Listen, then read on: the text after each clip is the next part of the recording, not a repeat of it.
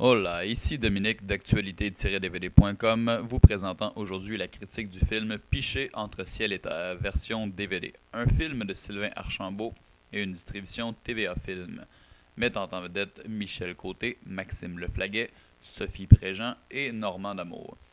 Étant l'histoire non seulement relatant les faits de cet incident aérien ayant frôlé la catastrophe, mais toute la vie et péripéties ayant mené jusqu'à ce jour où Robert Piché dut ardument reprendre le contrôle de cet avion, sauvant ainsi des centaines de passagers. Contrôler un avion est certes une chose, mais contrôler sa vie afin de ne pas l'entraîner à la dérive en est une autre. Surtout quand le tout est au menu, évoquant ainsi tentations de tout genre, telles choix de carrière, sexe, drogue et boisson. La jeunesse, quoi. Découvrez l'homme tourmenté et déchiré, se trouvant dessous cette carapace d'images de brillants et vaillants héros commandant à la tête haute et aux idées claires. Film disponible en français avec un son Dolby Digital 5.1 et sous-titres en anglais, un format d'image 2.35 ainsi que 16 par 9 et une durée de 108 minutes. Aussi en supplément un making-of et ainsi qu'un survol des effets visuels. Ce film qui a très bien su exploiter les justes émotions et intensités de chaque instant. Et je dis bien de chaque instant.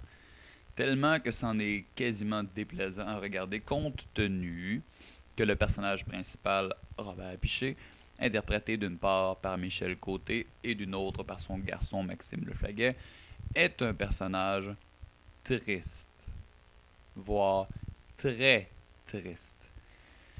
Je crois que malgré son statut de héros sauveur de vie humaine, nul d'entre tous n'aimerait se glisser dans ses souliers. On peut sentir un lourd et pesant souffle coupé durant une bonne partie du film. Et j'ignore si ce sentiment est un plus ou un moins, mais il ne m'a personnellement apporté aucun plaisir à l'écoute. Quand on dit que quelqu'un est d'une humeur contagieuse, eh bien, je crois décidément que ceci s'applique au film également.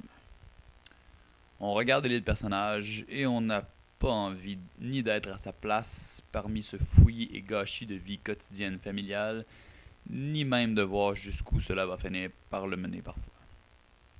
Pour sûr, la vie n'est pas toujours joyeuse et rose, mais je crois qu'il existe des façons certes plus entraînantes et motivantes de nous démontrer tous ces petits côtés malsains et pénibles de la vie.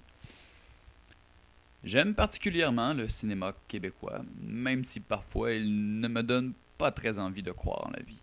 À force d'y voir drame avec tout. Le monde tourne constamment de souffrance et de martyrs, et on possède donc les bons angles de vue et juste silence expressif nécessaire à faire vivre ces moments à forte ampleur. Plus près la caméra, encore plus près, foutez-la lui au visage, ou encore au cul, pour ainsi nous démontrer à main la marque de ses caleçons.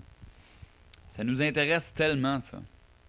Je crois d'ailleurs qu'avoir eu la technologie nécessaire dans celui-ci, on aura même enfilé une mini caméra par un trou de narine de Michel Côté afin d'y voir d'encore plus près ces fameux langages expressifs que le corps humain peut apporter.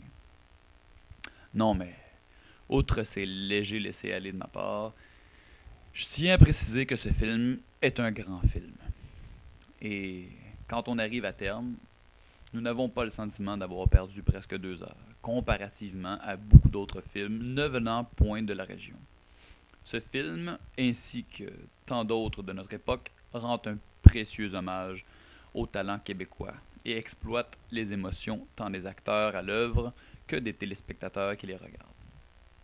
J'ai lu que Maxime, le fils de Michel, l'interprétant plus jeune dans cette histoire, ne voulait rien savoir de camper ce rôle au tout début, de peur d'être catalogué en tant que fils d'acteur, et que ça a tout pris pour qu'il accepte le rôle, et que ce n'est qu'en regardant le passé crédible du cinéaste Sylvain Archambault qu'il a bravement accepté, sachant maintenant dans quoi il s'embarquait.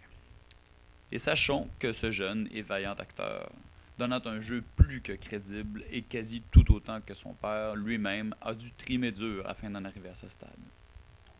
Chapeau sur toute la ligne. C'est un grand avenir qui t'attend dans ce monde. donc vaut sincèrement le détour, malgré la lourde impression de pesanteur qui règne du quasi-début à la toute fin. Dites-vous simplement que c'est un drame dramatique et dramatiquement dramatisé dans toute sa dramatisation, encore une fois. Et vous vous en sortirez abordant donc un franc sourire. C'était Dominique d'actualité-dvd.com qui vous souhaite un bon visionnement.